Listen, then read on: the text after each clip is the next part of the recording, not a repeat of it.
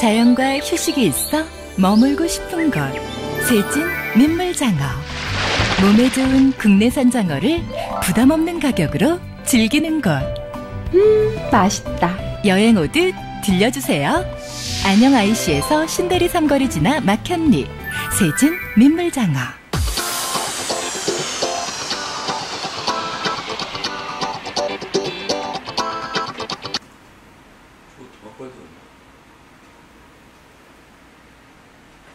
여러분 안녕하십니까. 3월 23일 생방송 패대기 쇼 시간입니다. 자, 오늘 나오신 분 소개하겠습니다. 자, 이규 전 대전 서구의회 의장 나오셨습니다. 네, 안녕하십니까. 자, 오늘 모처럼 또 우리 패대기 쇼에 또 출연을 하셨습니다.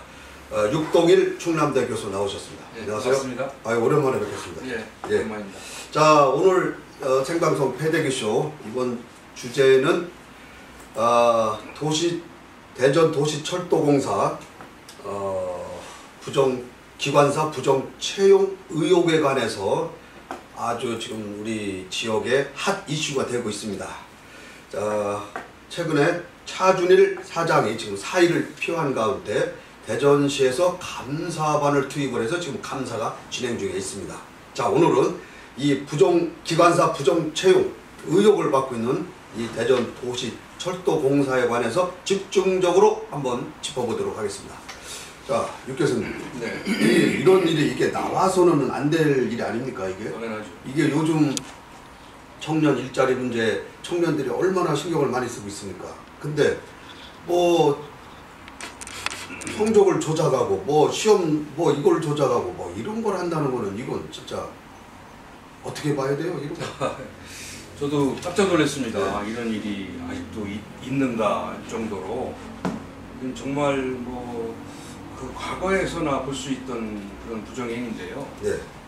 그것이 지금 이 시점에서 대전시에서 이루어지고 있다는 것에 대해서 굉장히 충격을 받았습니다. 제 기억으로는 제가 여기 지난번에 패대기 쇼에 나왔을 때 네. 공기업 사장 청문회를 한다고 해서 그렇죠. 예. 그렇죠? 그때 이제 이 차준일 사장 문제도 아마 청문회 관련해서 청문회했었죠? 했었죠. 네, 그래서 그때 얘기를 했던 얘기가 나는데 지금 생각해 보니까 이게 그때 우리 공기업 사장의 청문회를 대전시가 처음 도입을 해서 상당히 기대가 컸었는데 사실은 그런 청문회를 하는 이유도 이런 조직을 보다 더 깨끗하고 보다 더 청렴하게 관리하라는 의미에서 청문회를 했고 올바른 깨끗한 공기업 대표를 모시려고 했던 거거든요. 그렇죠. 네.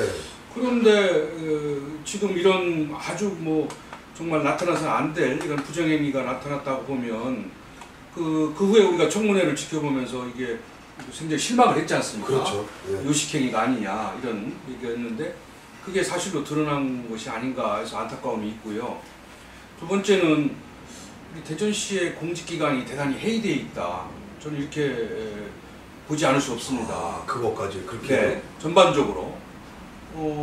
지금 우리가 민선 6기가 시작된 지 사실은 지금 1년 채 안 됐지 않습니까? 1년이 넘었죠. 2년이 되어 가잖아요. 그런데도 지금 이런 부정 비리 문제가 우리 대전시에서 물론 산하기관이긴 합니다만은 나타났다고 하는 사실은 대전시 전반의 기강이 상당히 문란해 있다. 그리고 또 그것은 행여나 제가 걱정하는 건 뭐냐면 지금 대전시장께서 선거법 문제에서 아직도 자유롭지 못하거든요. 그렇죠. 그렇다면은 그러한 시장의 리더십, 행여나 선거법에 관련된 리더십의 손상이 이런 공직기관의 회의까지 가져온 건 아닌가. 또 이렇게도 생각이 되고 그래서 저는 어떤 충격을 금할 수 없을 뿐만 아니라 대전시 전반에 대한 기강을 다시 한번 점검해 봐야 되는 그러한 중요한 사건이 아닌가 이렇게 생각해 봤습니다.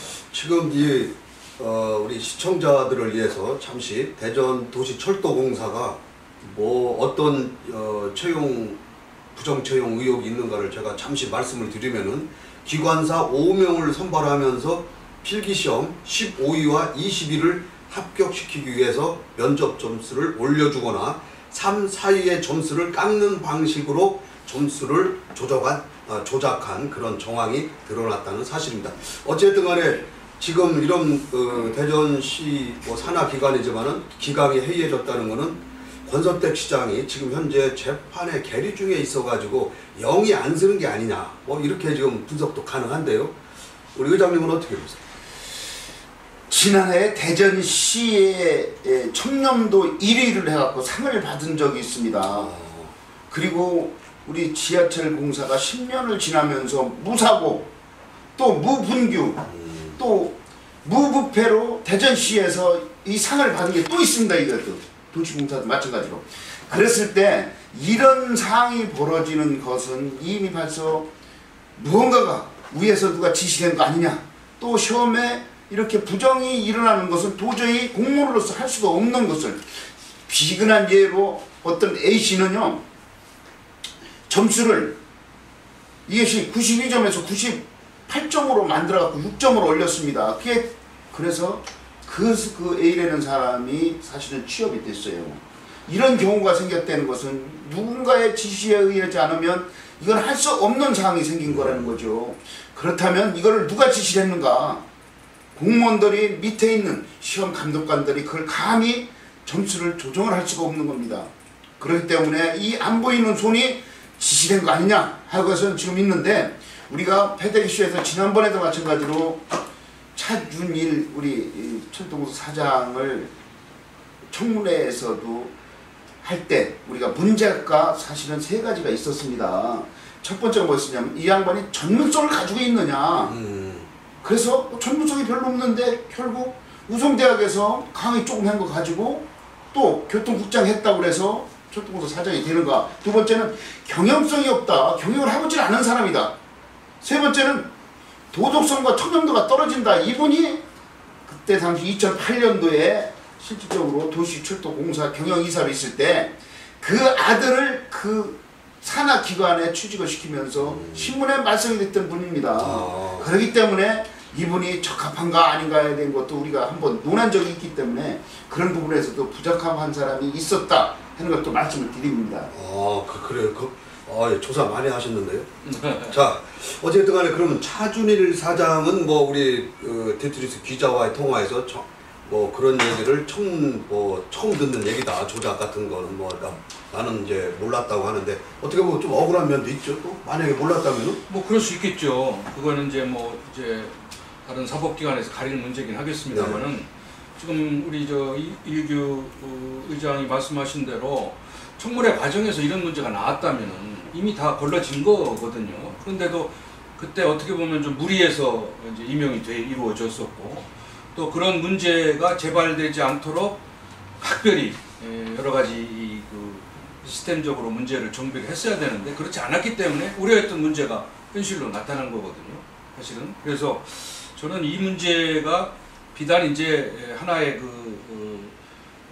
예외적인 현상이 아니라 지금 전반적으로 좀 청문회 여러 기관도 치렀고 한데 전반적으로 대전시의 청렴도라든지 대전시의 여러 가지 인사 문제를 점검해보는 중요한 계기로 삼아야 된다. 특히 인사 문제의 비리가 터지면요, 이거는 행정의 신뢰도에 결정적인 문제를 야기시킵니다. 행정 불신에 대해서. 이럴 경우는 모든 문제에 대해서 상당히 이제 시정을 운영하는 데 어려움으로 아마 나타날 것으로 보기 때문에 이 문제를 또 다시 어물쩍 넘어간다든지 또 그냥 우야무야 덮는다든지 하면은 또 제2, 제3의 비리가 터질 뿐만 아니라 시민들로부터 행정의 불신을 해소해서 신뢰를 회복하는데 굉장히 어려움이 있을 것으로 그렇게 판단됩니다. 육 교수님 말씀에 조금 덧붙인다면은 우리 인사 과정에서 선거에 시장 선거 캠프에 있던 사람들이 들어간다고 해서 저번에도 마찬가지로 패대기쇼에서 문제가 있었습니다. 그것은 시티즌 사장이나 또 체육회, 지금 전체적인 체육회 회장을 보았을 때 생활체육과 엘리트 체육이 붙으면서 체육과 관계가 없는 분이 지금 들어가고 또 말썽이 됐던 겁니다. 이런 말썽이 된 것이 결국 또 지나고 보면은 권선택 시장과 가까운 사람들, 사무장을 지냈다, 뭐 본부장을 지냈다, 선거 캠프에 있었다 해서 이런 사람을 줬기 때문에 이런 문제가 생깁니다. 이것뿐만 아니라 틀림없이 그렇게 전문성을 가지지 않은 사람들이 그런 데 가서 회장직을 맡는다든지 전체의 오너를 맡았을 때 문제점이 저는 또 나타난다고 생각을 하고 있습니다. 네, 결국은 이제 그 도시철도공사 사장 임명을 한 권선택 시장까지 올라가네요. 책임 문제가. 그렇죠. 우리 권선택 시장이 뭐 청와대 인사비서관을 지냈기 때문에 인사 문제에서는 뭐 발군의 실력을 발휘할 줄 알았는데 이거 계속 이렇게 되니까 우리 권선택 시장께서도 참 짜증이 날 것 같습니다.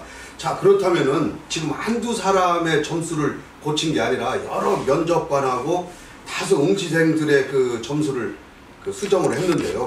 사실 이거는 범죄에 해당되는 거 아닙니까? 따지고 보면은 이런 무서운 일을 자의적으로 할 수 있는 직원이 어디 있겠습니까? 사실 이게 뭔가 윗선에 무슨 지시나 뭔가 보이지 않는 손에 있지 않고는 이게 이루어질 수 없는 거라고 보통 사람들은 생각을 하거든요. 이런 거 보통 어떻게 보십니까? 이런. 근데 이제 이게 의지에 달려 있다고 봐요. 이 문제를 그저 지나가는 하나의 사건으로 보느냐, 아주 심각한 문제로 보느냐, 이거는 시장의 의지에 달려 있는 문제거든요. 따라서 이 문제가 심각하다. 정말 이 문제를 치유하지 않으면 앞으로 제2, 제3의 문제가 터진다는 그러한 절박한 심정에서 이 문제를 다룬다면 철저하게 이 문제를 파헤쳐야 됩니다. 그러니까 물론 이제 경찰에 또는 검찰에 의뢰를 하겠지만은 이 사건을 낱낱하게 공개를 하고 나타난 문제를 정확하게 판단해서 시정 조치를 취하는 그런 과감한 그 사후 조치가 없으면 이 문제는 그대로 덮어진다고 하면 또 다시 이 문제를 재발될 가능성이 상당히 크다. 저는 그렇게 보기 때문에 그 동안에 다루었던 방식으로는 곤란하고 이제는 정말 뼈를 깎는 아픔이 있다 하더라도 이 문제만큼은 제대로 짚어서 다시는 이런 문제가 재발되지 않도록 이렇게 하는 것이. 근데 이게 지금은요 파급 효과가 뭐냐면은 이 사실을 처음 보도한 우리 디투뉴스의 이면희 기자가 이걸 보도를 했는데요. 전화가 그 응시생들 그 뭐 이제 가족들 있지 않습니까? 뭐 그 응시생뿐만 아니라 전화가 한 100여 통이 와가지고 나도 이거 억울한 거 아니냐 지금.